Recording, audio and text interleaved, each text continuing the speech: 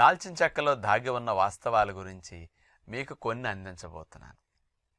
ఈ రోజుల్లో ఎక్కువ మందికి డయాబెటీస్ అనేది ఉంటున్నది, కంట్రోల్ కావట్లేదు. మరి రక్తంలో చక్కెర తిన్న ఆహారం ద్వారా వెళ్ళి కూర్చుంటుంది. మరి రక్తంలో చక్కెర కణము లోపలికి వెళ్ళిపోతే రక్తంలో చక్కెర స్థాయిలు తగ్గుతాయి. కణము లోపలికి వెళ్ళిన చక్కెర మండి మనకి ఎనర్జీని ఇస్తుంది. పని చేసుకోవడానికి, బ్రతకడానికి, నీరసం లేకుండా ఉండటానికి అది ఆ ప్రక్రియ మంచిగా జరిగితే బాగుంటుంది. కానీ రక్తంలో చక్కెర కణము లోపలికి ఎక్కువ వెళ్లకుండా రక్తంలోనే మిగిలిపోతే చక్కెర వ్యాధి. ఈ దాల్చిన చెక్కలో ఉండే 4-హైడ్రాక్సీ సినమాల్డిహైడ్ అనే ఒక కెమికల్ మరియు సినామిక్ యాసిడ్ అనే ఇట్లాంటి కెమికల్స్ రెండు మెయిన్గా ఉంటాయి అన్నమాట దాల్చిన చెక్కలో. ఈ కెమికల్స్ ఏం చేస్తాయి అంటే బీటా కణాలని యాక్టివేట్ చేసి తక్కువ ఇన్సులిన్ని కణం యొక్క తలుపులు బాగా ఓపెన్ చేసేసి